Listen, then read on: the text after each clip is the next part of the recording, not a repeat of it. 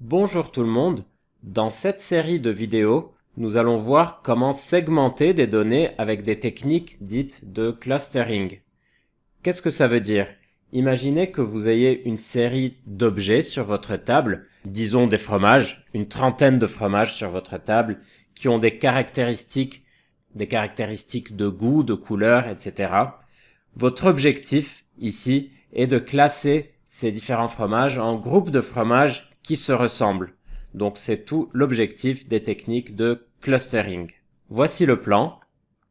Je vais commencer avec une introduction aux techniques de segmentation ou clustering. Ensuite, je vais illustrer deux outils de clustering très couramment utilisés, notamment la classification ascendante hiérarchique et la classification K-means. Ensuite, une fois que nos groupes d'objets sont obtenus, nos groupes de fromages sont obtenus, nous allons chercher à décrire chacun de ces groupes. Donc, qu'est-ce qui distingue tel groupe de tel autre groupe d'un point de vue gustatif ou de la couleur ou d'autres critères, etc. Je commence avec une introduction. L'objectif, je vous disais ici, est de classer des observations ou des individus dans des groupes homogènes. Par exemple, en médecine, en recherche clinique, on peut chercher à classer des patients en groupes de patients qui se ressemblent selon leur profil génétique. Le deuxième exemple que je vous propose est un exemple marketing. Notre objectif est d'effectuer ce qu'on appelle une segmentation de marché ou comment segmenter des consommateurs selon leur profil de consommation.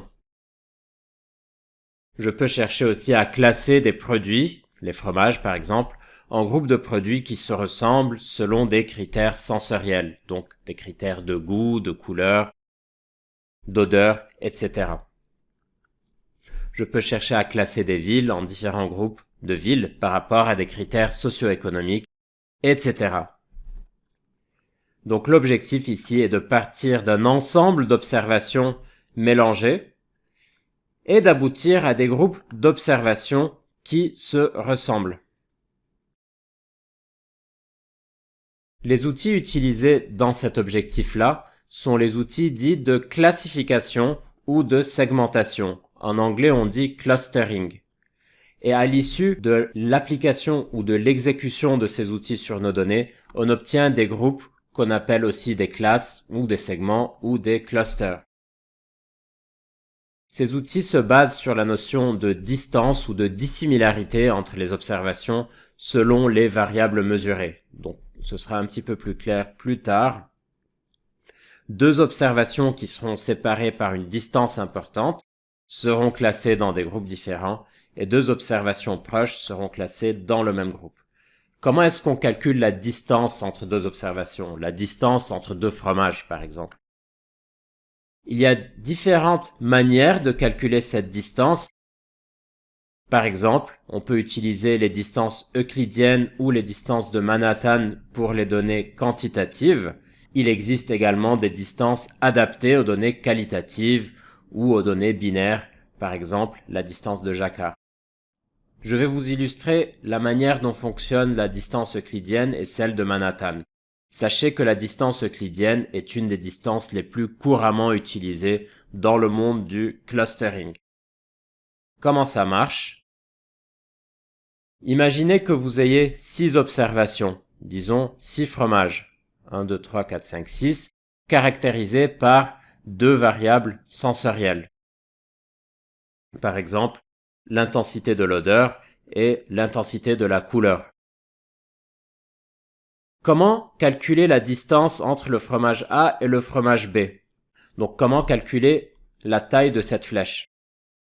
La distance euclidienne, donc qui traduit la taille de cette flèche, s'écrit sous cette forme-là. Vous prenez xa moins xb élevé au carré plus ya moins yb élevé au carré. X et y correspondent aux coordonnées sur l'axe des abscisses et l'axe des ordonnées. Puis, vous prenez la racine carrée de cette somme. Vous obtenez la taille de cette flèche. Donc, vous pouvez, en observant cette équation-là, vous dire que cette équation ou cette distance est adaptée à plus de deux variables. Ici, je n'ai pris que deux variables sensorielles, je peux allonger cette racine carrée et rajouter un ZA moins ZB élevé au carré par exemple, pour obtenir une distance calculée sur un nombre de variables souhaité, qui peut aller donc au-delà de 2 variables. Une autre manière de calculer la distance est simplement de calculer la taille de ces deux flèches, de monter en escalier entre A et B. Cette distance est appelée la distance de Manhattan. Elle s'écrit sous cette forme-là. La distance de Manhattan est moins sensible aux écarts extrêmes entre les objets, ou entre les fromages ici. Pourquoi est-ce que la distance de Manhattan est moins sensible aux écarts extrêmes?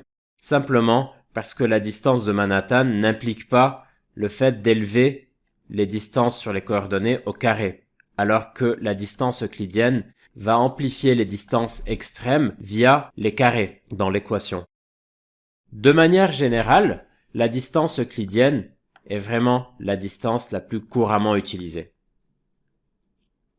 Les données peuvent être plus ou moins bien structurées d'emblée en groupe. Par exemple, vous pouvez vérifier sur une ACP si vos données sont bien ou mal structurées en groupe. Je vous rappelle que l'ACP, ou analyse en composantes principales, est une analyse statistique qui permet de visualiser, sur des graphiques simples, un jeu de données avec plusieurs variables. À gauche, vous avez des données mal structurées en groupe, et à droite, vous avez des données bien structurées en groupe. Donc ici, la technique de classification ou de clustering va très probablement distinguer ces trois groupes à part. Quelles données utilise-t-on pour alimenter ce genre d'outils? Les données en entrée peuvent correspondre à un tableau classique des observations et des variables. C'est ce qu'on va utiliser pour illustrer les choses.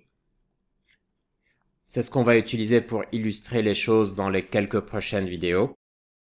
Ou vous pouvez également utiliser les coordonnées des premières dimensions d'une ACP. Ces dimensions-là vont concentrer le maximum d'étirement dans le nuage de points, donc l'information la plus importante dans le nuage de points. Voici différentes méthodes de classification ou clustering. Je vous en ai mis 6 dans ce tableau. Sachez qu'il y en a plus que ça. Donc je vous ai mis un petit comparatif. Selon le type de la méthode, on va voir quelle est la différence entre hiérarchique, partitionnement et peut-être un petit peu densité. Et ensuite les avantages des différentes méthodes. Je ne vais pas entrer dans le détail de tous ces critères-là, mais sachez que si vous vous posez les questions existentielles de quelle méthode choisir ou quel nombre de groupes adopter, par exemple sur vos 30 fromages sur la table, est-ce que vous décidez de créer 3 groupes, 4 groupes, 5 groupes, 2 groupes? Sachez que certains logiciels permettent de déterminer automatiquement des solutions optimales, donc la méthode de classification ou segmentation optimale et le nombre de groupes optimal. Dans les quelques vidéos qui suivent, nous allons nous appuyer sur ce jeu de données. Il s'agit de données issues d'un sondage de consommation du chocolat. Chaque ligne correspond à un consommateur qui a été sondé. On leur a posé plusieurs questions. On leur a demandé, sur un score qui va de 0 à 10, quel est votre degré de fidélité à la marque? Quelle est votre sensibilité au prix? À quel point est-ce que vous préférez acheter du chocolat en ligne? Quel est votre degré de préférence du chocolat amer, du chocolat glacé, du chocolat croquant? Et quel est votre âge? La question que l'on se pose, c'est comment répartir nos consommateurs en groupes homogènes de consommateurs selon leurs habitudes de consommation. Il s'agit des variables qui sont dans le cadre orange. Petit récapitulatif. L'objectif ici est de classer des objets dans des groupes homogènes. Les outils de clustering qui servent cet objectif s'appuient sur la notion de distance. 2 observations distantes seront classées dans des groupes différents. Les distances courantes utilisées dans ces outils-là sont la distance euclidienne et la distance de Manhattan. Plusieurs outils de clustering ou de segmentation ou de classification existent, notamment la classification ascendante hiérarchique, la classification K-means partitioning and roundmeadoids, etc. C'est le moment d'illustrer une première technique de classification ou clustering, à savoir la classification ascendante hiérarchique. Il s'agit d'une technique de classification très couramment utilisée. Vous souhaitez aller plus loin?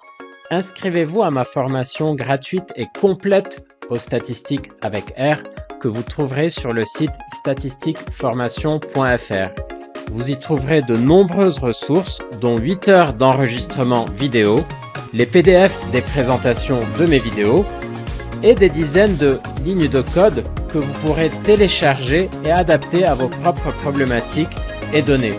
Je vous mets le lien vers la formation dans la description de la vidéo.